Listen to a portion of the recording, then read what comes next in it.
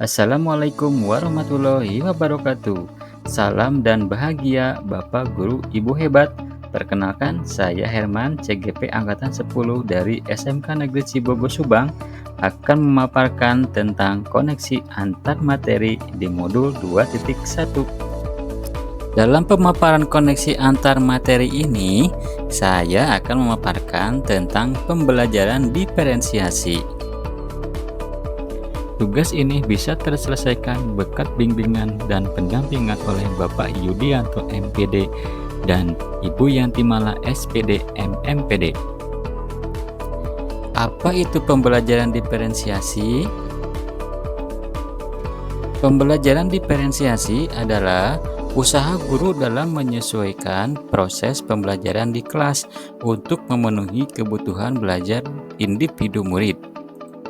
Seperti yang kita pahami bahwa kondisi murid itu memiliki tingkat yang berbeda-beda dan keinginan serta kebutuhan yang berbeda dalam belajar murid.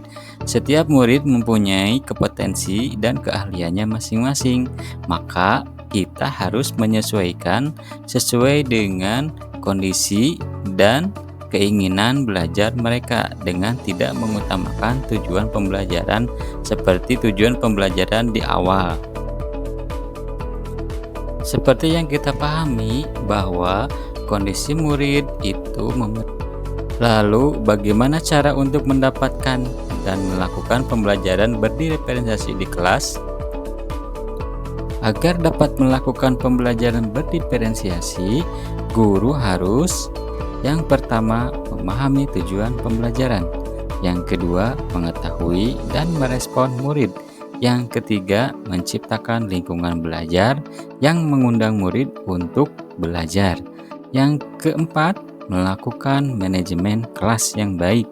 Yang kelima, melakukan penilaian berkelanjutan.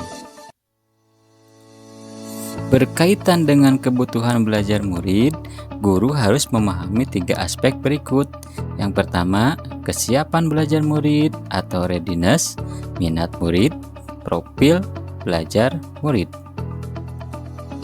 Kesiapan murid diantaranya mengharuskan guru untuk menilai pengetahuan awal dan menentukan apa yang telah murid ketahui dan di mana murid itu berada. Minat murid. Minat setiap anak pasti berbeda-beda. Minat adalah salah satu motivasi penting bagi murid untuk terlibat aktif dalam proses pembelajaran. Profil belajar murid disesuaikan dengan kondisi lingkungan, budaya, gaya belajar, dan kecerdasan majemuk. Strategi untuk pembelajaran berdiferensiasi diantaranya diferensiasi konten, diferensiasi proses, dan diferensiasi produk. Yang dimaksud dengan diferensiasi konten adalah berkaitan dengan apa yang kita ajarkan, seperti materi, konsep, atau keterampilan yang perlu dipelajari berdasarkan kurikulum. Mendiferensiasi konten bisa dilakukan dengan membedakan pengorganisasian atau format penyampaiannya, bukan mengubah atau menurunkan standar kurikulum. Diferensiasi proses adalah kegiatan yang memungkinkan murid berlatih dan memahami atau memaknai konten dengan cara membedakan proses yang harus dijalani oleh murid. Sedangkan diferensiasi produk adalah bukti yang menunjukkan apa yang murid telah pahami dengan cara membedakan atau memodifikasi produk sebagai hasil belajar murid, hasil latihan, penerapan, dan pengembangan apa yang telah dipelajari.